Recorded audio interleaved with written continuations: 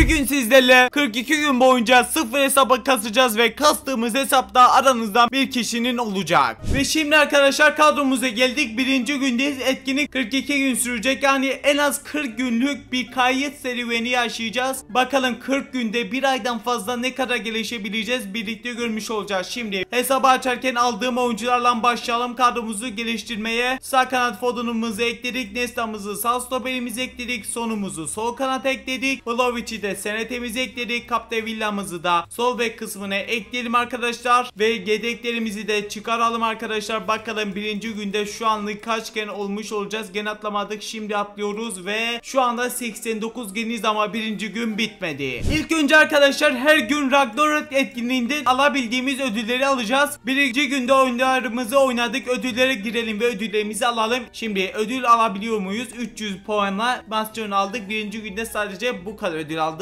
Takas daha yapacağız arkadaşlar. Yani galeride arkadaşlar. Haberiniz olsun, çok güzel bir video olacak. Bu videoda 500 like gelirse çünkü çok büyük bir emek var. Bu hesabı da istiyorsanız like atın, abone olun. Instagram hesabınızı yoruma belirtin. Abi lütfen bana hesabı ver, benim ihtiyacım var falan yazmayın arkadaşlar. Çünkü öyle verirsem haksızlık olur. Haberiniz olsun. Öyle yazarsanız kazanmanız yani imkansız arkadaşlar. Dediklerimi yaparsanız kazanma şansınız var. Şimdi birinci günü çok uzattık. Şimdi başka ödül alabiliyor muyuz? Hayır. O zaman etkinlik dışında kadromuzu geliştirelim. Liglerden arkadaşlar bir tane 105-111 gen arası bir paketimiz var. Bakalım ne gelecek? İnşallah güzel bir oyuncu gelir. En az 108 gen gelirse efsane olur. Kadromuza güzel bir şekilde katkı sağlar ve yolumuza gidiyor. İlk yol olduğu için biraz kastı. Portekiz'den gelecek. Stoper geldi. Ruben Dias var mı? Yokmuş. Bakalım hangi oyuncu geliyor? 107 yani 105'ten 107 kötü değil şu anlık. Geldi kadromuza Fontemizi sol stoperimizi ekledik ve genimizi 91 gen yaptı. Şimdi ise mağazalara geldik. 3000 cevherlik paketimizi satın alalım ve bakalım ne çıkacak. Buradan da arkadaşlar her günde bunu açmam lazım. Çünkü en mantıklı açılabilecek paketlerden birisi ve 105 artı bu sefer ne gelecek? İnşallah bir 111 gen çıkarsa var ya efsane olur. Hollanda'dan gelecek. Stoper geliyor. Van Dijk var mı? Yine yokmuş arkadaşlar. Güzel bir oyuncu. Bakalım kim? 105 gen. Geldik yine kadromuza ve bir kez daha stoperimizi eklemiş olduk kadromuza ve bu oyuncuyla birlikte 92 gen olduk ama birinci gün bitmedi. Şimdi günlük girişe geldim arkadaşlar. Birinci günde yani perşembe gününde burada güzel bir ödül veriyor. Siz bu videoyu izlerken arkadaşlar yani gelecek aya bile atlamış olacağız. Çok büyük bir emek var. Gerçekten bu videoda çok büyük emek var. En az 40 günlük kayıtlar var arkadaşlar. Belki bu video 1 saat bile olabilir. Satılabilir. Paketten ne geldi bakalım ve 95 gen gelmiş. Ama şu anda belki sol kanatta oynatabiliriz. Bu oyuncuyu ileriki günlerde satarız. Şimdi kadromuza geldik. Bakalım kaç oynuyor? 92 oynuyor. Yani sonla aynı eşlerde arkadaşlar. O zaman kadromuza eklemeye gerek yok. Bir dahaki bölümlerde demeye bakmayın arkadaşlar. Günlerde demek istiyorum. Satarız diyorum ve birinci gün daha bitmedi. Birkaç paket daha var galiba. Şimdi ise bir kez daha mağazalara geldik. 2600 cevherim var. 2500'den birlikte arkadaşlar bir paketimiz daha var. Bu sefer en kötü arkadaşlar 103 gen verebilecek ve bakalım bu sefer şanslı olacağız mı? Çok şanslı olmamız lazım. En az 40 günde güzel bir hale getirmemiz lazım. Çünkü bu hesabı sizlere vereceğim derken 103 genlik ofansif orta saha geldi. Belki ileriki günlerde de para da atırabilirim. Haberiniz olsun. Şu anlık daha deminki çıkan oyuncu kadromuza giriyor. Tabii ki de daha yeni sıfır bir hesap olduğu için ve kadromuza ekledik. 94 gen olduk. Birinci gün bu kadar olsun. İkinci günde devam. Geldik ikinci güne ve ikinci günden Ragnarok etkinliğimizin ilerlemesini yapalım ödüller bölümünde. Şimdi 860 puanımız var. İkinci günü de her zamanki gibi oynadım. 200 puan harcayarak ödüllerimizi almaya başlayalım. Bakalım ikinci günde kaç gene kadar yükseleceğiz bugün. Öbür ödülümüz neymiş? 300 puana 10 tane fiş alacağız. Ragnarok fişleri de önemli. İnşallah güzel fişler toplarız. 40. güne kadar en az güzel bir 111 genlik oyuncular alırız diyorum ve şu anda 200 fiş de harcadık. 500.000 coinsimizi aldık. Etkinliğimiz bugün tamamlandı. İlerlemeyi yaptık. Şimdi kadromuza geldik arkadaşlar. Çünkü futbol merkezinde oynadığım için arkadaşlar 5 tane şu anda işimize yarayabilecek oyuncularımız var. Lekangini kadromuza ekledik. Meo'da oynatacağız şu anlık. Retagun'u arkadaşlar sağ kanatta oynatalım. Gelelim sol kanatımız var. Solunun yerinde ekleyelim. Bir de Meo'muz varmış. Demirbay yerine ekledik. Bir tane de santraforumuz varmış. Onu da ekledik. Hatta 101 genlik oyuncumuz santraforda oynasın ve şu anlık kadromuz arkadaşlar 98'e kadar yükseldi. Hatta arkadaşlar Casillas var. Günlük günlük giriş aldım ve 99 olmayı başardık. İnşallah 102 gen oluruz bugün. Daha doğrusu ikinci gün. Şimdi mağazalara geldik. Her gün açtığımız 3000 cevherlik paketimizi de açalım. Bakalım bugün 111 gen çıkarabileceğiz mi? İkinci gündeyiz. Her bugün dediğimde arkadaşlar gün sayısına göre bugün diyorum. Haberiniz olsun, yani bu video için demiyorum. Bugün yani ikinci gün için diyorum. Bakalım çıkacak mı? İskoçya'dan geliyor. Meo geliyor. Maalesef güzel bir şey olmayacak bir düşünüyorum. Bakalım 106. Yani 105'te 106 bir gen yükseğe çıktı. Çok büyük bir önemi yok. Şimdi gelelim 2500 cevherlik paketimizi de bir kere açalım ve bakalım buradan güzel bir şey çıkarabileceğiz mi? Hızlı bir şekilde geldik. 103 artı verecek ve 2500 cevherimizi harcadık. Her gün en az 3000 ve 2500 harcamaya çalışacağım. Cevher oldukça. Şimdi 2500'e tıkladık ve bakalım ne geliyor. Lütfen güzel bir şey verir misin bize eSports? Almanya'dan Beckenbauer falan var mı derken Solbek geldi. İnşallah en az bir 107 gen olur mu? 104 genmiş maalesef. Geldik kadromuza ve çıkardığımız iki kartımızda şu anlık kadromuza gidiyor. Solbek'imizi ekledik. 100 gen olmayı başardık. Görev de tamamlandı.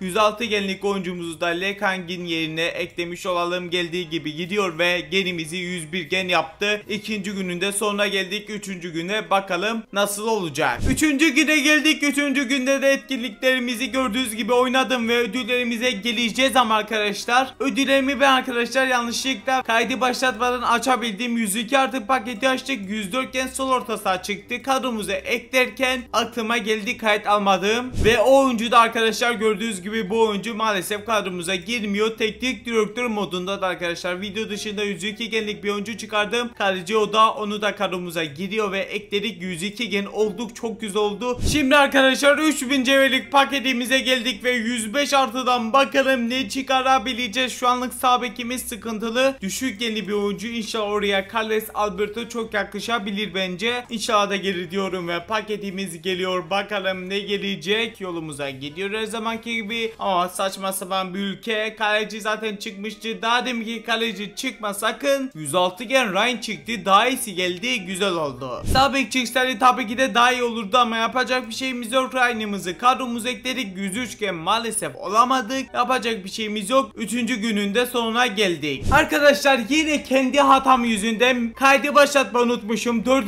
gündeyiz. Etkinlik ilerlemesini yaptık. Küçük bir 500 cevher aldık sadece ödül olarak. 16 liralık paket satın aldım. O da arkadaşlar 108 gen Gerald paketi. Onu kadromuza direkt ekleyelim ve para yatırdığım için 111 genlik kırmızı dereceli oyuncular var bildiğiniz gibi 4 tane. Ondan 4'ünden birisini de arkadaşlar geldiğim Baccio'yu seçtim ve onu da kadromuza ekledik. Sağ bekimiz de 3. günde çıkmamıştı. Division Ravis'te çıkardım ve onu da bugün ekledik. 105 gen olduk ama siz tam olarak göremediniz. Kendi hatam yüzünden bu bölümde yani 4. günde para yatırmayacaktım ekstra olarak ama hata yaptığım için kendime ceza olarak biraz daha yatıracağım. 40 liralık ve 16 liralık paketleri de alacağım. Öbür günlerde alacaktım ama hatam yüzünden ilk olarak bir bunu alalım. 4. günde boş olarak geçmeyelim. Benim hata yaptığım için 4. gün boş olmasına rağmen biraz daha para yatıralım dedim o zaman. Her teşekkürler diyerek 100-109 gen arası paketimizi açalım. Bu hesabı sizlere vereceğim için arkadaşlar güzel bir hale getirmek istiyorum. Ve bakalım 100-109 gen arası paketimizden güzel bir şey çıkacak mı? Çok fazla açtım. Önceki videolarda bu paketi güzel bir şey çıkarmamıştık. Bakalım bu sefer çıkacak mı? Son gram yoluna gidecek galiba. Ve doğru mu? Doğru. Şimdi bakalım ne geliyor. İnşallah güzel bir şey derken sağ ortası geldi ama inşallah sağ kanat oynayabiliyordur. 101 genlik oyuncu geldi. Yapacak bir şeyimiz yok. Şimdi devam et diyerek 40 liralık paketi de alayım. 40 liralık paketi de aldık ve 105 artı en fazla da 111 gen çıkabilecek bir paketimiz. Bakalım en az bir 108-109 gen çıkarsa efsane olabilir. Şimdi İspanya'dan gelecek. Kalecimiz geliyor. Ryan deme. Ryan deme ya. Galiba Ryan geldi yine ya.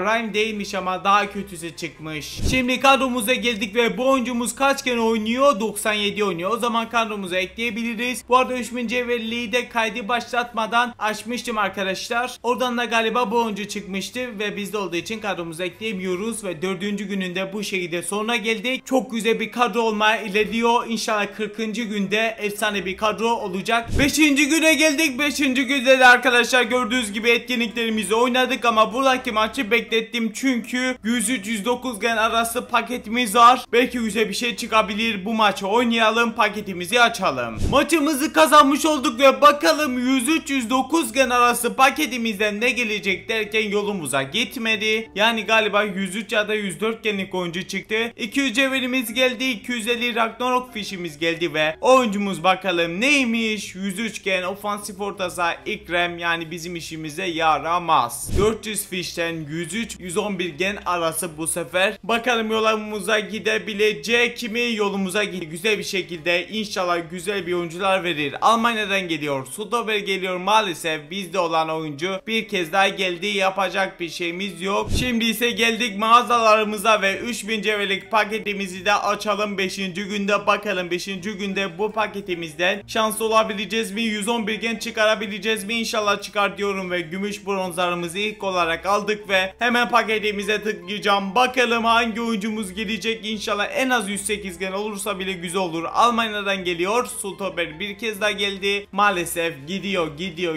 Her zaman aynı oyuncuları bize veriyor. Arkadaşlar şu anda hiç gen atlayamadık bugün. O yüzden gittim oyuna biraz daha para yatırdım. 220 liraya EA'in kendi sitesinden bir teklif aldım. Teklifimizi de görün arkadaşlar. Teklifimiz de bu şekilde: 7000 cevher, 1000 FC points, 160 binde coins. 5. günde FC points harcamayalım ama 5000 cevher harcayacağım ve kadromuzun bir gen atlasa da güzeldir. O yüzden 5000 cevhere bakalım ne gelecek. Keşke ikili açmasaydım. Neyse, önemli değil arkadaşlar ve paketimize tıklıyorum. Bizi gen atlatacak bir oyuncu verirse sadece ihtiyacımız o. Almanya bir kez daha geldi. Lanet olası Almanya. Stober ve farklı oyuncu galiba. İnşallah yüksek genlidir. 104 gelmiş. Yani işimize yaramaz. Arkası da o zaman 104'tür en fazla derken 103 gen geldi. Yani işimize hiçbir şekilde yarayan oyuncular gelmedi. Ne yapsak arkadaşlar? Bugün gen atlayamadık. Bir tane daha basacağım. Artık atladık. Atlayamadıysak yapacak bir şeyimiz yok. 5. günde gen atlamamış olacağız. Yapacak bir şey yok. 6-7'de ikişer üçer gen atlarız, olmadı. Bakalım buradan ne gelecek? Artık son paketimiz derken Ekrem geldi arkadaşlar. Yapacak bir şeyimiz yok. Her 5 günde de bir arkadaşlar buradaki oyuncularımızı takas olarak vereceğim puana. 40. günlerde falan da bu puanlarımızı harcayacağız. Takas dedik, kaç dedik ve bakalım kaç puanımız var şu anda aktif olarak, hemen görelim. 90 puan da aldık. 130 güçlü kış parçaları puanımız oldu. Ve 5. gününde sonuna geldik arkadaşlar. 6. güne geldik. 6. günde de etkinliğimizi oynadım. Şimdi ise mirasları belirleme etkinliğimize geldik ve siz bu videoyu izlerken de bu etkinlik gitmiş olacak. Bu videoda da ilk kez gelmiş olduk bu etkinliğimize ve 2 tane oyuncumuzu alacağız şimdi. 104 gen Carvalho'muzu alalım. Takaslarda falan belki kullanırız diye ben bu etkinliği de oynuyorum arkadaşlar. Her gün siz oraları görmüyorsunuzdur. İlk oyuncumuzu Carvalho'yu aldık. Şimdi Juventus bölümüne girerek buradaki oyuncumuzu da almış olacağız. Like'lara basılmadıysa bu arada basalım. En az sizlerden dediğim gibi 500 like bekliyorum. Çünkü bu videoda çok büyük emekler var. Elimden geldikçe hesabı da en iyi hale getireceğim. Sizlerin arasından bir kişiye vereceğim. Abone ol, bildirim aç, like'ına bas. Instagram hesabını veya arkadaşlar e-postanı yorumlara bırak ki kazanırsan sana ulaşabileyim diye bunları belirtiyorum. Aldığımız 2 oyuncu kadromuza giremiyor çünkü daha ileri bizde olduğu için. Şimdi geldik mağazalarımıza ve 3000 cevherlik paketimizi açacağız. Kadromuza girebilecek bir oyuncu gelirse FC points harcamayacağım. Gelmezse ise FC points harcayacağım 6. günde ve bakalım ne gelecek. Bildiğiniz gibi 5. günde arkadaşlar biraz oyuna daha iyi para yatırmıştık. Fransa'dan gelecek acaba kim? Medio geliyor ve Lille'den arkadaşlar kaç genlik oyuncu? 106 gen Andre geldi. Yani galiba kadromuza girebilir derken Baggio var arkadaşlar. Bize ofansif orta sahada 4-3-3 Rolante'ye geçsek yani Baggio boşa gidiyor. O yüzden arkadaşlar Andre kadromuza girmeyecek maalesef. Takaslarda işimize yarar. Şimdi gen atlayamadık 5. günde de. 6. günde de hala kadromuza girebilecek bir oyuncu çıkaramadığımız için 500 FC points harcayacağım ve bakalım gen atlayabileceğiz mi? Sadece 500 FC points harcayacağım ve 500'e tıkladık. Bakalım ne geliyor? İnşallah dediğim gibi en az 108-109 genlik bir oyuncu gelir ve kadromuza ekleriz, genimizi atlarız. Şu anda 105 gende kaldık, artık 106-107 olalım ve yolumuza gidiyor her zamanki gibi. Bakalım ne gelecek? İngiltere'den Charlton olur mu be? Stober geldi maalesef. Stober bizde var ama her zaman Stober geliyor ama 106 gen galiba kadromuza girebiliyor. Şimdi kadromuza geldik arkadaşlar ve oyuncumuzu kadromuza ekleyeceğiz ama bu stoperimizi sağ bekimize çekeceğiz. Sonra ise yedeklerimize gireceğiz. 106 gen Dawson'umuzu kadromuza ekledik ama maalesef gen atlayamadık çünkü atak hattımız çok kötü. Arkadaşlar bir kez daha mağazalara geldik. Normalde açmayacaktım. 5. günde gen atlamadık. 6. günde de gen atlamazsak olmaz. Artık gerçekten 6. günün de son paketi olacak. İnşallah artık güzel bir şey verir. Atak kısmına acilen oyuncumuz lazım. Best mesela verebilir. Drogba olabilir. İnşallah gelir diyorum ve paketimize tıklıyorum. Artık bizi gen atlamamız lazım. Lütfen istediğimiz bir oyuncu gelsin. En düşükleri gelmesin. Finlandiya geliyor arkadaşlar. SNT geldi, güzel oldu. İnşallah ama yüksek genli bir oyuncudur. Bakalım. Yani arkadaşlar yine en düşükleri geldi. 1000 FC points'imizi boşa harcamış gibi olduk ama 106 genlik SNT'miz geldi. Geldik hemen kadromuza ve yedeklerimize girdik. Pukki'mizi kadromuza hızlı bir şekilde ekledik ve sonunda 106 gen olduk. Çok güzel oldu. O zaman 6. günün sonuna geldik arkadaşlar. Geldik 8. güne ve 8.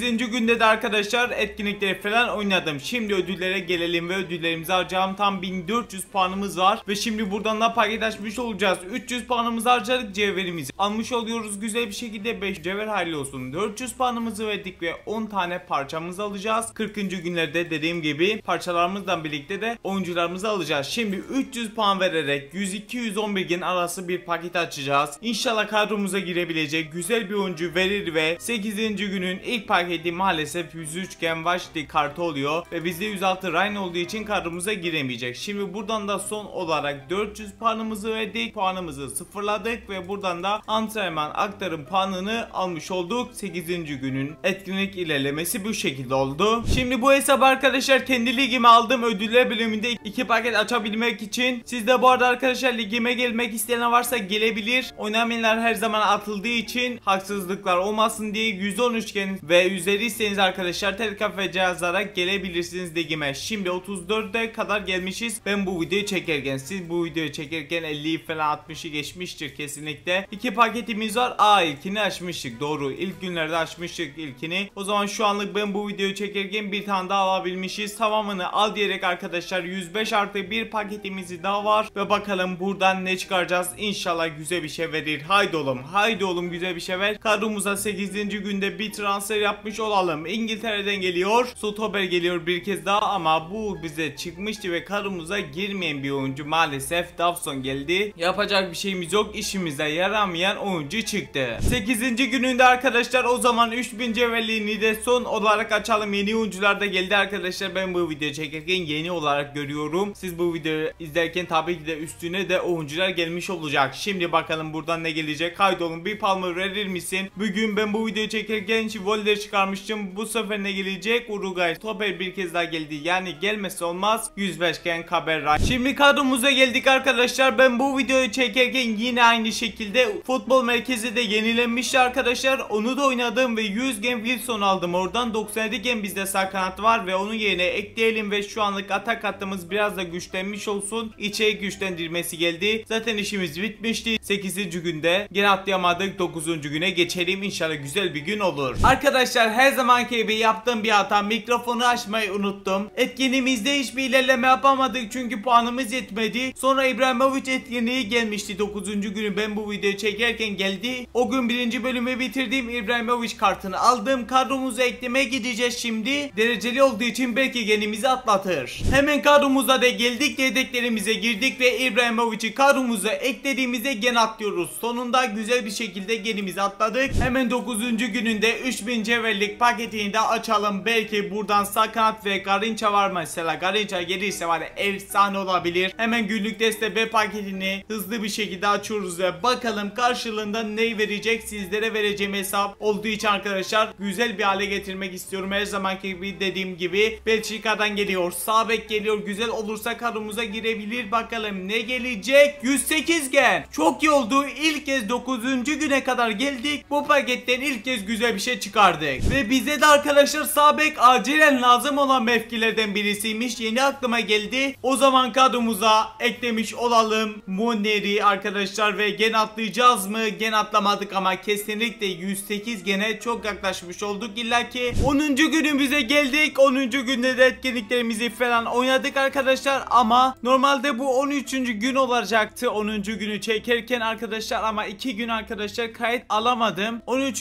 gün olmasına rağmen pardon 12. gün olmasına rağmen 10. gün olarak devam ediyoruz. Çünkü 2 gün kayıt almadığım için siz ama zaten başlıkta falan kaç günlük kayıt aldığımı görmüşsünüzdür. O yüzden yeni bir gündeyiz kısacası. Şimdi buradaki maçı beklettim arkadaşlar. 200 puanla hızlı bir şekilde bu maçı oynayacağım ve bakalım 103-109 gen arasından kadromuza girebilecek bir oyuncuyu çıkarabileceğiz mi? Maçımızı kazandık. Paketimize karşımıza geldi ve biz de hemen tıkladık. Bakalım ne gelecek ve yolumuza bile gitmedi. İnşallah sol kanat ve sağ kanat gelir. 200 cevher geldi. 250 Ragnarok fişi geldi ve kaç genlik oyuncu? 103 gen Ekrem, yani arkadaşlar Ekrem diye de okunabilir. Çok önemli değil. Şimdi arkadaşlar maalesef kadromuza girebilecek bir oyuncu gelmedi. Ve bugün de arkadaşlar hızlı bir şekilde 3000 cevherlik paketimizi açalım ve 3000'e tıkladık. Like'lara basılmadıysa arkadaşlar basalım. Bugün bu video 400-500 like gelmezse başka bu tarz video çekmeyeceğim. Çünkü çok uğraştırıyor arkadaşlar. Çok büyük emekler var. 400, 500, 600, 700 like diye gidelim. Brezilya'dan gelecek. Acaba kim? Ofansif orta sahadan geliyor ama maalesef Kon veya Hero gelmedi. Yüzdedigen Lucas gelmiş oldu. Şimdi parça bölümüne geldik arkadaşlar. Her 5 bölümde, pardon 5 günde arkadaşlar parçalarımızı dönüştüreceğim demiştim ve 10. günde de hemen dönüştürdük. Takas dedik, aç dedik ve 110 parçamızı dönüştürdük ve toplam parça sayımızı da görelim arkadaşlar. Toplam parça sayımız 315'e kadar yükselmiş oldu. 10. gününde sonuna geldik. 11. güne geldik ve etkinlikleri her zamanki gibi oynadım ama ödüllerimizi şu anda alamıyoruz çünkü burası bittiği için. Ve bugün sadece arkadaşlar 3000 cevherlik paketimizi açacağız ve bakalım kadromuza girebilecek bir oyuncu çıkacak mı? Çok merak ediyorum ve inşallah da çıkar diyorum. Tümünü aç diyerek paketimizi açmış olacağız. Like'lara basılmazsa basalım, en az 500 like dediğim gibi bekliyorum sizlerden ve bakalım ne gelecek. Birazcık yol kastı, özür diliyorum. Uruguay sağ bek bizde vardı ama bakalım kaç genlik oyuncu? 107 gen Kakares, yani bu oyuncu bizim işimize yaramaz. Gördüğünüz gibi sağ bek bizde Munir vardı arkadaşlar, yani işimize yaramayan bir oyuncu geldi. 11. gün biraz kısa oldu. 12. güne geçelim. Evet arkadaşlar, yeni günümüze geldik ve bu günümüzde kamera olmayacak, kusura bakmayın. Şimdi 3. bölümde açıldığı için buradan maçları falan oynayabildim ve puan kasabildik ve ödüller bölümüne girdik. Şimdi gelelim puanlarımızı harcayalım ve paketi açalım. 300 puanımızı harcadık. 500 cevherimizi almış oluyoruz. Cevherler de önemli tabii ki de, 3000 cevherlik her gün açıyoruz çünkü. Şimdi 500 puanımızı harcayacağız ve 104-111 gen arası paketimiz gelecek. Bakalım kadromuza girebilecek bir oyuncu verebilecek mi bize? Geliyor paketimiz ve bakalım kaç gen gelecek. Almanya'dan geliyor. Stoperimizi gördük ve maalesef bu bize çıkan her zaman oyunculardan birisi, yani kadromuza giremeyecek maalesef. Parçalarda kullanacağız. Şimdi birazcık üstte indiğimizde Larsson kartı da gördüğünüz gibi açıldı ve ücretsizliğimize tıkladık ve bizde İbrahimovic olduğu için kadromuza girebilecek bir oyuncu transfer yapmış oluyoruz. Hemen yolumuzu izlemeye gerek yok. Larsson'u kadromuza ekleyelim hemen. Geldik hemen kadromuza. Hatta arkadaşlar İbrahimovic'i yedekleri almayalım, sağ kanatta oynatalım. İbrahimovic kartını da beğeniyorum. Çok kötü değil ama genimiz düşmesin. Şimdi Larsson'umuzu ekledik ve 107 gen yeniden olmuş olduk ama 108 gen olmamız lazım. Çünkü bu hesabı bildiğiniz gibi sizlere veriyorum. Şimdi geldik arkadaşlar 3000 cevherlik paketimize ve bastığım paketimize bakalım buradan ne gelecek. Yeni oyuncular da geldi. Ben bu kaydı alırken arkadaşlar Nedved falan geldi, yani 3. hafta olması lazım. 3. hafta oyuncular da geldi ve paketimiz geliyor. Bakalım hangi yolumuza gidecek? İskoçya'dan gelecek. Acaba kim var? Meo geldi arkadaşlar ve bu Kon Hero olmadığı için kötü oyuncu olabilir derken 106 gen bandan geldi arkadaşlar. Bazı güne bu arada arkadaşlar kayıt alamıyorum. Onun için kusura bakmayın. Ama ben video dışında tabii ki de etkinlikleri falan oynuyorum. Gelişmeye çalışıyorum. Şimdi arkadaşlar Zlatan günlüklerine geldik ve buradan da 108 gen kaleci İbrahimovic kartını alacağız. Daha deminki İbrahimovic'i şimdi kadrodan bir kez daha çıkaracağız arkadaşlar. Bunun planımda bir dahaki günde almak vardı ama gene atlamadığımız için İbrahimovic'i daha bugün de almak istedim arkadaşlar ve bakalım 108 gen İbrahimovic bize gene atlatabilecek mi? Yani arkadaşlar bize bir türlü sağ kanat veya sol kanat gelmediği için genimiz biraz yavaş ilerlemeye başladı. O sıkıntı oluyor. Onun dışında arkadaşlar bir de paketlerden biraz daha şanslı olmamız lazım. Bu arada futbol merkezi bir kez denilendi. Rapina'yı kolay koyalım derken 108 gen olduk. Çok iyi. 108 gen olmayı başardık. 100 gen yerine 101 gen koydum ve efsane bir şekilde 108 gen olduk. Hatta İbrahimovic'i de ekleyelim arkadaşlar kadromuza ve 109 gen olmadık ama birazcık daha yaklaşmış olduk. Bugünümüzde arkadaşlar yeni günde 108 gen olduk. Yeni transferler kadromuza geldi. Yeni güne geldik. Etkinliği bugün oynamadım çünkü arkadaşlar artık oynayacak bir şey yok. Çünkü ödüllerimizi hepsini aldık. Artık 6 gün boyunca, yani buradaki yeni ana bölüm açana kadar etkinlikleri de oynamayacağım. O yüzden açılana kadar kadar da etkinlik ilerlemelerini bahsetmeyeceğim. Ve burada arkadaşlar Gold serisi paketi geldi. 16 liralık paketi bugün de açacağım ve bakalım ne gelecek, hemen satın alıp geleyim. Arkadaşlar maalesef alamıyorum, hata veriyor, ülke değiştirin falan diyor arkadaşlar. Yani bugün alamayacağım, inşallah yarın, yani siz 10 saniye sonra izleyeceğiniz günde inşallah alabilirim. Bugün bu paketi alamadım. O zaman sadece bugün 3000 cevherlik paketimizden sonlandıralım. Bakalım bu sefer kadromuza girebilecek 3000 cevherlik paketten bir şey çıkacak mı? Sadece galiba sağ bek oyuncusu çıktı, güzel bir şey. Onun dışına kadromuza girebilecek bir oyuncu bile çıkmadı paketten galiba. Yani çıkmış da olabilir ilk başlarda ama güzel bir şey çıkmadı. Bakalım bu sefer ne gelecek? Hadi 111 gembe. Güzel bir şey olabilir. Galiba güzel bir şey. Hero maalesef demedi ama. Bakalım kaçgen? 105 gen. Maalesef işimize yaramaz. Arkadaşlar belki siz bu videoyu izlerken bu paket gitmiş olacak. 100 FC Points'ten de açabiliyoruz ve bizde 150 FC Points var. Yani bugün sadece 3000 cevherlik paketten bitirmek istemedim. Şansımı deneyeceğim ve 100 FC Points'ten belki Palmer'ı çıkaracağım. Hatta bu paketlerle paket açılımı yapıp kadro kurmuştum. Kanalda izlemek isteyenler varsa da bu videodan sonra izleyebilirler. Orada da güzel bir oyuncu çıkarmıştık ama Palmer değildi, ama Palmer'ı pazardan almıştık 116 genlik haliyle. Neyse, izlemek isteyenler varsa zaten kanalda bulabilirler ve bakalım buradan ne gelecek. Arjantin'den acaba kim var?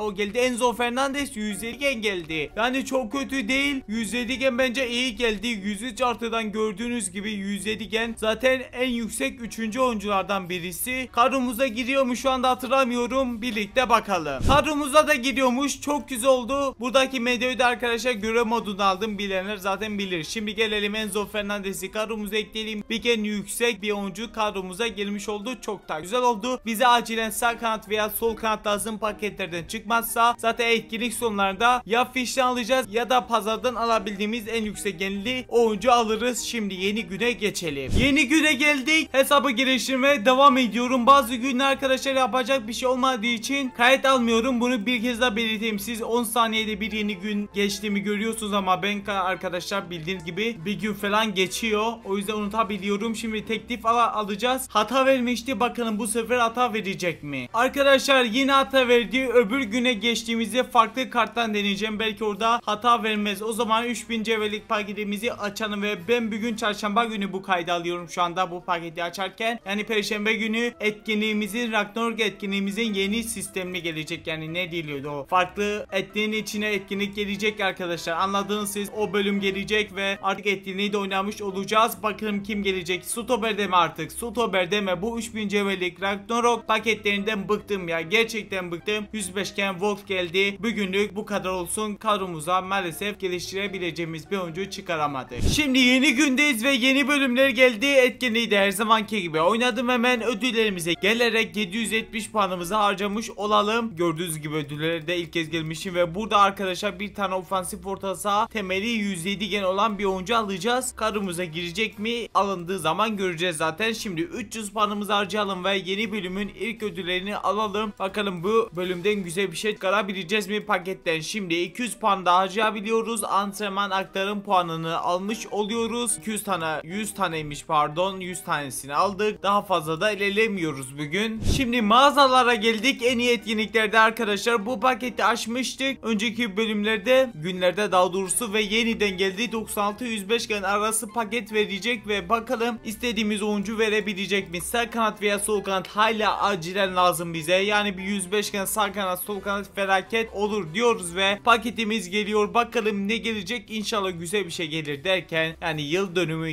etkinliğine gidiyor. Ne bekliyoruz buradan? Fransa'dan geliyor. Stober geliyor. Manchester United'dan kaç genlik oyuncu? 98 gen. Euro geldi maalesef 96 artıdan. Şimdi gelelim 3000 cevherlik paketimize. Sonra liglere geçeceğiz. Oradan 106 artı bir paketimiz daha var. 3000 pakete geldik ve hızlı bir şekilde tıkladım. Bu arada arkadaşlar hesabı almak istiyorsanız like atın. Kesinlikle abone olun. Bildirimleri açın. Telkafeci Instagram'ını takip edin ve kendi Instagram hesabınızı yoruma belirtin. Bana ver diye yazmayın arkadaşlar. Bana ver yazarsanız bile verilmeyecek. Dediklerimi yapmanız lazım. Haberiniz olsun. Şimdi paketimiz geliyor. Bakalım ne gelecek. Puan Gülke hiçbir şekilde bilmiyorum. Yine Meo geldi. Yine istediğimiz mevki gelmedi. Torino'dan arkadaşlar 105 gen yine Tis diye bir oyuncu geldi. Bu arada yol biraz kasıyor. Özür diliyorum. Bu da Litvanya ülkesiymiş. Liglere geçelim o zaman. an. Ligime geldim ve siz de arkadaşlar ligime gelebilirsiniz. Bu arada 110 üçgen ve üzeriyseniz telkafe yazarak gelebilirsiniz. Hemen ödüller bölümüne geldik ve buradan arkadaşlar hemen 106-111 gen arası paketimizi açacağız ve bakalım ne çıkacak. İnşallah sağ kanat veya sol kanat gelir. Çok felaket lazım bize. 109 gen artık olmamız lazım. Fransa'dan geliyor. Kaleci geliyor. İnşallah güzel bir şeydir bari. Bizde kaç gen vardı hiçbir şey de bilmiyorum. 107 genlik oyuncu geldi kısacası. Kaç gündür arkadaşlar kadromuz bu şekilde ve hiçbir şekilde ilerlemiyor kadromuz. İnşallah videonun sonuna kadar 112 gen en az oluruz. Biraz zor gibi duruyor çünkü istediğimiz mevkiler çıkmıyor. Yeni güne geçelim. Yeni güne geldik. Yeni günde de arkadaşlar etkinliği oynadım. Şimdi ödüller bölümüne girelim ve kazandığım puanlarımızı harcayalım. 300 puanı harcadık ve 10 tane fişimizi aldık. Güzel bir şekilde bu fişte biriksin. Öbür fiş zaten arkadaşlar yakında, hatta çok ama çok yakında. Şimdi buradan da coinsimizi aldık ve bir dahaki günde arkadaşlar buradaki paketi de açacağız. Ve şimdi 3000 cevherlik paketimize geldik ve sadece 3000 cevherlik paketi açmayacağız. Bugün tam 50 puan harcayacağım arkadaşlar ama bu pembe kart tasarımlı fiş lazım değil bize arkadaşlar. Tam tersi geçen haftada, yani siz bu videoyu izlerken geçen hafta olmayacak, ben bu videoyu çekerken geçen hafta olacak. Birazdan göreceksiniz zaten, internet şu anda biraz kastı, özür diliyorum. Hemen paketimizi açalım. Güzel bir şey çıkarsa felaket iyi olabilir. Bak buradan mesela sağ kanat veya sol kanat çıkarsa harcayacağım fişleri arkadaşlar planımı değiştirebilirim. İnşallah gelir diyorum. İnşallah işik biraz kötü durmuyordur. Biraz yükselteyim. Arjantin'de geliyor. Ofansif orta saha ama Manchester City'den acaba kim var? Hiç hatırlamadım. 108 gen. Bizde kaç vardı? Dereceli bir 111 genlik oyuncu vardı galiba. Yani temel olarak 107 genlik bir oyuncu vardı. Yani bir 108 gen geldi. Güzel oldu. Belki kadromuza ekleyebiliriz. Şimdi arkadaşlar 9000 cevherimiz var. Bize tam 50 puan lazım ama bu pembeli değil dediğim gibi. En iyi etkinliklere geldik ve buradaki oyunculardan 50 puan kasmamız lazım. 2500 de harcayalım. İnşallah 9000 cevherden 50 puan kasarız, yoksa arkadaşlar birazcık para yatıracağız. EA inşallah duymaz arkadaşlar. Ve buradan cevherlen bize 50 puan verir diyorum ve ilk paketimizden bakalım ne gelecek. Şimdi Almanya Stober mi? Galiba şaşırtmadı bizi arkadaşlar. Bakalım 108 falan var. Belki vardır. 104 genlik bel geldi, yani 10 puan kastık. 2500 harcadık arkadaşlar ve devam ediyoruz. Bugün 50 puan yapamadıysak öbür günlerde arkadaşlar 50 puanı tamamladıktan sonra artık fişlerimizden kadromuza sağ kanat veya sol kanat artık alabileceğiz ve kadromuzun geni 109-110 gene hızlıca yükselecek ve paketimizi bir kez harcadık ve bakalım ne gelecek. Yola bile gitmedi maalesef. 103 gen Johnson geldi. İnşallah 5 puan kasılmıyordur. En az 10 puandır. 10 puansa şu anda tam 20 puan kasmış olduk. 30 puan eksiğimiz var. Haydi oğlum, 30 puanlık bir oyuncu verirsen var ya efsane olabilir. Mesela 108 gen 30 puan olması lazım. Öyle de hatırlıyorum arkadaşlar ve hızlı bir şekilde 30 puan için bastım ve bakalım ne gelecek. İnşallah dediğim gibi 30 puanlık bir oyuncu gelir. Galler'den geliyor. Bale falan var mıydı acaba bilmiyorum derken yoktu ve bakalım kaç genlik oyuncu, 105 gen mormuş. Bakalım kaç puan kasmışız. 440 puanım var arkadaşlar. Bir tane oyuncuda, yani bu Vogut muydu? Birisi arkadaşlar zaten bende vardı. 35 puan kasmışız. 103 gen bakın 5 puanmış. Onu vermeyelim o zaman. 30 daha arkadaşlar takas aç diyelim, yani toplam bizde 470 puan olmuş oldu arkadaşlar. Galiba yanlış hesaplamadıysam ve doğru da hesaplamışım. 30 fişimiz kaldı. Onu o zaman öbür günde tamamlamaya çalışacağız. Şimdi arkadaşlar yeni gündeyiz. Bugün de etkinliklerimizi oynadık. Ödüller bölümüne girerek puanımızı harcayalım. Paket açacağız bugün. Bu arada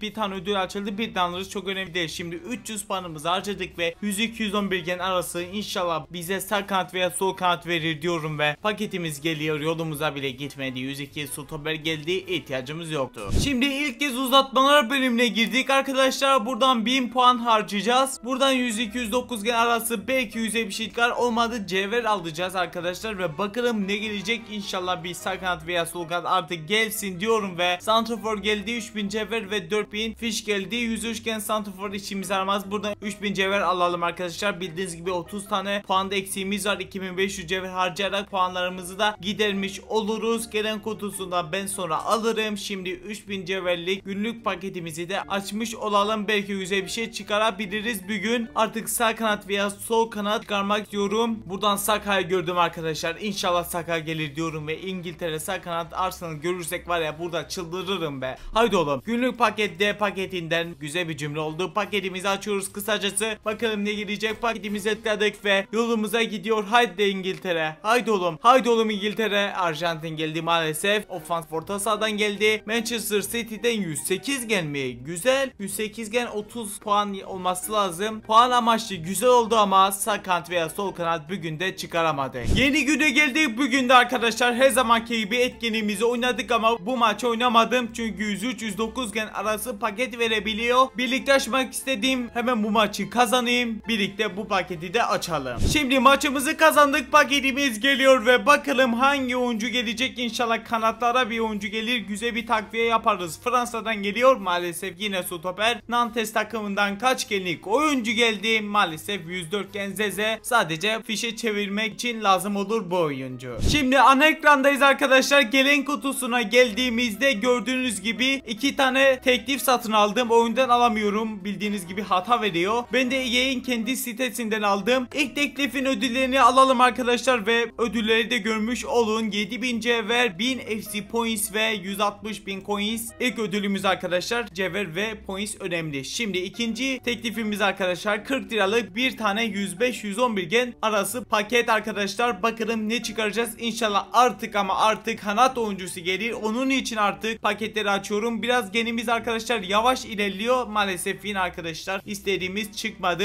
Nerede kalmıştık? Dediğim gibi biraz genimiz yavaş ilerliyor ama etkinliğin sonunda fişlerimizi galiba harcayacağım. Bu videonun sonunda kesinlikle en az 110 genlik bir hesap olacak ve bu hesabı da almak istiyorsanız arkadaşlar dediklerimi yapmanız lazım. Like atıp kanalımıza abone olmanız lazım. Beni Instagram'dan takip etmeniz lazım size ulaşabilmem için ve siz de kendi Instagram'ınızda arkadaşlar yorumlar kısmına yazmanız lazım. Bana ver abi, bana ver lütfen, benim ihtiyacım var gibi yorumlar yazmanıza gerek yok. Yani alamazsınız öyle yazarsanız. Instagram hesabınızı yazmanız yeterli ve şimdi 3000 cevherliğimizi de açalım. Bugünün sonuna gelmiş olalım arkadaşlar. Bir dahaki bölümde FC points harcayacağım. Daha doğrusu günde. Siz 5 saniye içinde yeni güne geçeceksiniz zaten. Sıkıntı yapmayın. Ve 3000 cevherlik paketimiz geliyor. Fransa'dan gelecek. İnşallah güzel bir şey olur derken yine senete bir türlü arkadaşlar EA Sports inat yaptı. Sağ kanat veya sol kanat oyuncusu çıkmadı. 1100 puanımız var. Yani arkadaşlar buradan 5 saniye sonra 110-115 gen arası dereceli paketi açacağız. 5 saniye olmadı, 10 saniye içinde geliyorum. Yeni güne geldik arkadaşlar. Etkinliğimize hiç uğramamıza gerek yok. Paketli bir ödül almadığımız için şimdi 3000 cevherliğimizi ilk açalım, sonra artık 600 FC points'lik paketi açacağız ve bakalım buradan bir artık kanat oyuncusu çıkaralım be. Gerçekten bıktım be. Bir türlü gelmedi. İnatla yaptı EA Sports Game. Bir türlü bize vermedi bu kanat oyuncuları. Video sonlarında artık puan alacağız. Çıkmaz artık arkadaşlar diyorum ve inşallah kanat oyuncusu gelir. Almanya'dan gelecek. Bakalım kim olacak. Senete geliyor. İkon kim vardı acaba? Kim vardı? 110 gen Bierhoff. Galiba bu yeni ikon ve hero'lardan. Çok iyi oldu. Bizim santraforumuz kimdi hatırlamadım ama uzun zamandan sonra sonunda güzel bir şey çıkarmayı başardık. 3000 cevherlikten. Keşke kanat olsaydı ama buna da şükür be. Buna da şükür. Gerçekten buna da şükür. Çok güzel oldu arkadaşlar. Direkt kadromuza ekleyelim. Şimdi kadromuza geldik. Uzun zamandan sonra transfer yapacağız. Larsson'muş bizim senetimiz arkadaşlar. Bunu çıkarmayacağım. Sol kanat oynatacağım. 105 gen oynadığı için. 107 gene düştük. Sıkıntı yok. Yedeklerimize girdik ve 110 gen oyuncumuzu ekledik. Yeniden 108 gen olduk ama 109 gen olmadık. İnşallah video sonuna kadar 110 gen en az olmayı hedefliyorum ve o zaman 600 FC points'lik paketi açalım. İnşallah sol kanat veya sağ kanat gelir. Daha iyisi olmadı sol bek gelsin. Şimdi geldik FC points'ten açacağımız pakete. Ben burada arkadaşlar pembe kart tasarımlı olan var ya, yani bu paketi açacağım. Çünkü burada kanat oyuncusu daha fazla. Nico var, yükseklerden bahsediyorum. Nico var, bir daha Saka var. Öbür pakette sadece galiba bir oyuncu vardı. Şimdi bu arada daha demin ki çıkardığım 110 gene derece basacağım ama bugün basmayız. Ya yarın ya da öbür günde basarız. Siz zaten çok kısa zamanda yeni günlere geçtiğiniz için sizin için sıkıntı yok. Ve bakalım buradan boş yapmayalım ve paketimizi açalım. Like'lara basımlarsa lütfen basalım. Abone olmayı unutmayalım ve bu hesabı istiyorsanız da dediklerimi yapmayı unutmayın diyorum ve uzatmadan tıklıyorum ve dereceli bir oyuncu verecek. Bakarım ne veriyor. En düşük 110 gen dereceli oyuncu verecek. Bir kez de Almanya geliyor. Bu sefer ofansif orta sahaya Bayern Münih'den kaç genlik oyuncu? 110 gen Wanner, yani en düşük oyuncu çıkardık. Temeli ise bu oyuncunun 106 gen. Arkadaşlar normalde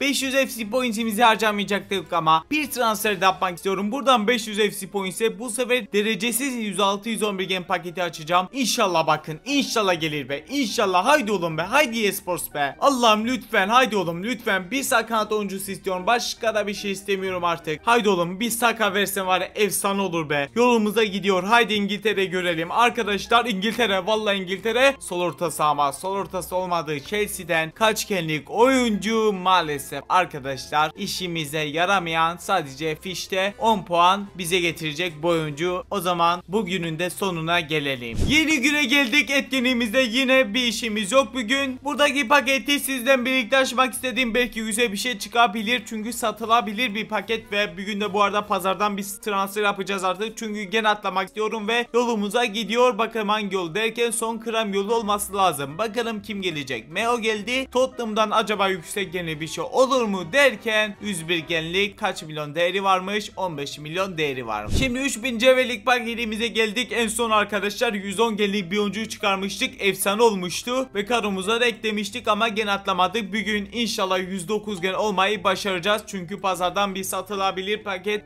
oyuncu transfer yapacağız. Sol kanat veya sağ kanat arkadaşlar Belçika'dan geliyor. Senete ihtiyacımız hiçbir şekilde yok. Çünkü efsane bir şey çıkarmıştık. Neyse paketlerimiz bitti. Pazardan transferimizi alalım. Pazara geldik, hemen hızlı bir şekilde sağ kanat transferi yapacağız. Oyuncumuz ise 106 gen Simone alacak. 172 milyonumuz var. Biz ise arkadaşlar buradan arkadaşlar daha demin dereceli hali vardı. Kaçırdık, yapacak şeyimiz yok. 107 milyona 106 gen halini alacağız ve sonunda bir sağ kanat transferi yapacağız. Bakalım gene atlatacak mı? Hemen geldik kadromuza, yedeklerimize girdik ve oyuncumuzu hemen ekleyelim. Simone'imizi ekledik. 109 gen hala olamadık arkadaşlar maalesef. Derece bassak belki arkadaşlar 110 genlik oyuncumuza oluruz. O zaman bugünün sonuna geldik. 5 saniye içinde yeni güne geçelim. Evet, şimdi yeni güne geldik etkilimizde. Bugün de işimiz yok. 3000 cevherlikten başlayalım. Bugün arkadaşlar 3000 açacağız. 2500'lük biraz deneyeceğim arkadaşlar. En fazla 2 denir. Sonra 110 genlik oyuncuya derece basacağız. Güzel bir şey çıkarırsak bugün de ona da basarız ve artık bugün 109 gen oluruz inşallah. Çok geç kaldık bence. 110 gen şimdiye kadar kesinlikle olmamız lazımdı. Maalesef arkadaşlar buradan da hiç güzel bir şey çıkmadı ve şimdi o zaman gelelim 2500'lük paketimize ve burada 103-111 gen arası ben 2 tane deneyeceğim arkadaşlar. Belki güzel bir şey çıkarma şansımız olur. İnşallah bir yine 110 gen en az çıkarırsak efsane olabilir ve bakalım ne çıkaracağız. Like'lara basılmaysa basalım, abone olmayı da unutmayalım. Bu hesabı da istiyorsanız arkadaşlar Instagram hesabınızı yoruma belirtmeyi unutmayın. İlk pakette arkadaşlar maalesef zor çıktı. Şimdi ikinciyi de açıyoruz. Bakalım ne gelecek. Bir gümüş 4 bronz geldi ve paketimize tıkladık. Bakalım ne gelecek derken yola bile gitmedim maalesef arkadaşlar. Bir kez daha deneyeceğim arkadaşlar. Zaten perşembe günü en az 8000 cevher gelir ve bakalım ne gelecek buradan be. Normalde denemeyecektim bir kez daha ama bir kez daha deneyeceğim. Yani para da atırdık o kadar arkadaşlar. Maalesef çok geç gen atladık. İnşallah video sonunda bir 112 gen olmayı başarırız. SNT mi?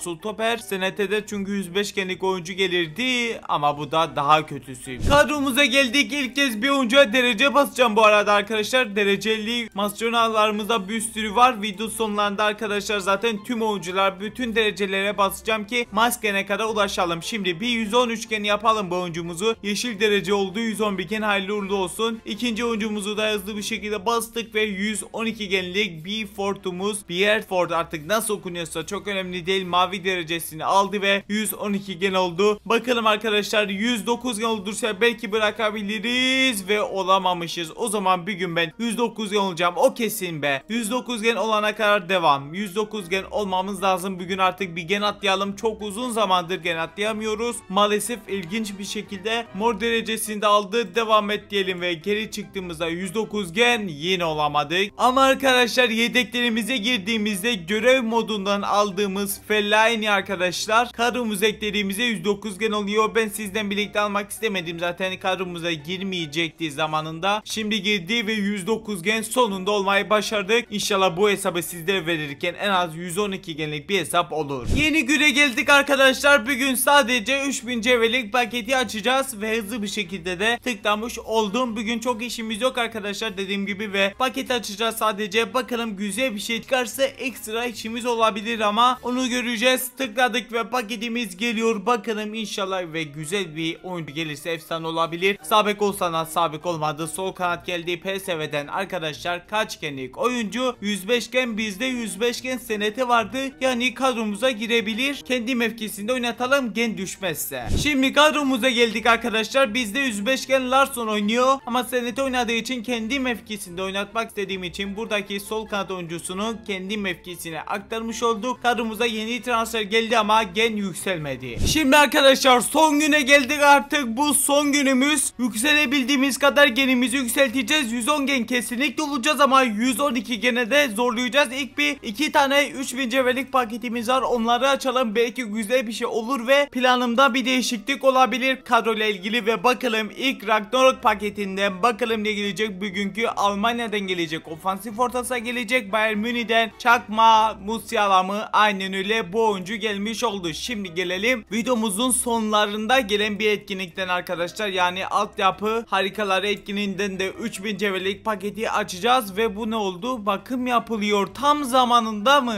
Oyuna direkt girebildim arkadaşlar. Güzel oldu ve 3000 ile devam ediyoruz. Bakalım ne çıkaracağız? İnşallah güzel bir şey çıkar be. Lütfen 110 gen ve üzeri bir oyuncu çıksın. Kaç gündür arkadaşlar güzel bir şey çıkmıyor. 110 gen üstü bir tane oyuncu çıkarabildik. Santrafor'da onu biliyorsunuz ve bakalım ne gelmiş olacak. İngiltere'den gelecek. Bakalım kim sorsa 105 gen. Maalesef arkadaşlar paketlerden şansımıza güzel bir şey çıkmadı ama bol bol transfer yapacağız birazdan. Şimdi arkadaşlar Ragnarok etkinliğimizin ilk galeri bölümüne geldik ve 500 parçamız var. O 500 parçayı harcayacağız. Hızlı bir şekilde harcayalım. Zaten videomuz çok uzun. 300 puanla fişe parça artık ne diyorsanız Nacho Fernandez transferimizi yapacağız. Hemen hızlı bir şekilde 109 gen oyuncumuz gelmiş oldu. 110 gen alacaktım 500 parçayla ama tüm 110 genler arkadaşlar MDO kartları olduğu için puanımız yettiği kadarıyla maalesef alamayacağız. 200 parçayla da 108 gen Henderson kartını alacağız. Şimdi ikinci galeri bölümüne geçeceğiz arkadaşlar ve oradan da transferimizi alacağız. Henderson'da hayırlı uğurlu olsun. Şimdi ikinci galeri bölümüne geldik ve buradan da arkadaşlar ne alacağız? 300 parçamız var. O 300 parçayla da bir merkez orta saha transferi yapacağız ve o da gördüğünüz gibi Bellingham olmuş olacak. Jude Bellingham'ın kardeşi Jobe Bellingham olmuş oldu. Bu etkinliğimizin parçaları bu şekilde. Bir de arkadaşlar altyapı harikalar etkinliğinden 200 parçaya bir oyuncu alacağız. O da sol kanat oyuncusu olacak. 200 parçaya hızlı bir şekilde Zagani'yi almış oluyoruz ve bu şekilde transferlerimizi bitirdik. Şimdi kadromuza ekleyeceğiz bu oyuncuları ve üstüne bütün masyonalarımızı harcayacağız. Bakalım kaç gene ulaşacağız. Kadromuza geldik, yedeklerimize girdik ve hızlı bir şekilde transferlerimizi yapalım. Gerrard yerine Bellingham gelmiş oldu. Hızlı bir şekilde Nacho'muzu da şu anlık arkadaşlar Banzagi yerine ekleyelim. Derece olduğu için belki gen atlatabilir ama sonra deniriz onu. Şimdi Henderson'da Fellaini yerine gelecek. 109 gene kadar yeni de yükseldi. Son olarak da sol kanat transferimizi eklemiş olalım. Şu anlık gen atlamadık ama inşallah atlayacağız birazdan derece yükselterek. Şimdi tüm oyuncuları mor derece yapacağım. Kalan maçonaları da sizlere bırakacağım arkadaşlar. Çünkü boşa basmış olurum. Siz hesabı aldığınızda istediğiniz oyunculara basarsınız. Bir de sol bek oyuncusu alacaktık. Arkadaşlar ben yanlış oyuncuyu aldım. Arkadaşlar ben Bellingham almayacaktım. Sol bek oyuncusu alacaktım. Şimdi aklıma geldi. Çok kötü oldu be. Ama arkadaşlar daha cevherimiz var. Hızlı bir şekilde onları harcayalım. Bakın onları unutuyordum az daha. 10.000 cevherimiz var. Buradan ne açsak? Bu etkinliği mi açsak? Ragnarok mu açsak? Onu kararsız kaldım. Sol bek Marcelo var. Bak. Belki çıkar. O yüzden 5000 cevheri hızlı bir şekilde harcadık. 4 tane paketimiz var. Olmadı. Bizde olan coins'ten bir sol bek oyuncusu alacağız. İnşallah 112 gen oluruz. Size güzel bir hesap vermek istiyorum. Paketlerde bu hesap hiç şanslı olamadı. İnşallah size geçtiğinde hesap şanslı olur diyorum ve İspanya'dan gelecek. Bakalım kim senete ama işimize yarayabilecek bir oyuncu olmuyor. 106 gen Borja geldi maalesef arkadaşlar. İşimize yaramaz. Buradan mı denesek? Belki sol bek Marcelo çıkar be. Buradan deneyelim arkadaşlar. 5000 cevheri bir kez harcadık ve bakalım karşılığında bize ne verecek? eSports Game. Hemen hızlı bir şekilde paketimiz geldi ve tıkladık. Bakalım ne geliyor? Haydi oğlum, Brezilya sol bek Real Madrid. Eski Real Madrid'den Marcelo gelsin derken stoper geldi ama arkadaşlar maalesef bunlar da 105 ve 103 gen. Hemen arkadaşlar sol beke geldim. 105 genlik Ferdi'mizi alacağız. Türk milli kadrosunda olan 72 milyon 300 bin coins'e de 107 gen dereceli hali olduğu için bunu direkt aldım. Şimdi kadromuza geldik ve Ferdi'mizi de eklemiş olalım. Gen atlamadık ama şimdi arkadaşlar tüm oyunculara mor derece basana kadar derece basacağız ve bakalım kaç gene kadar kadar ulaşacağız.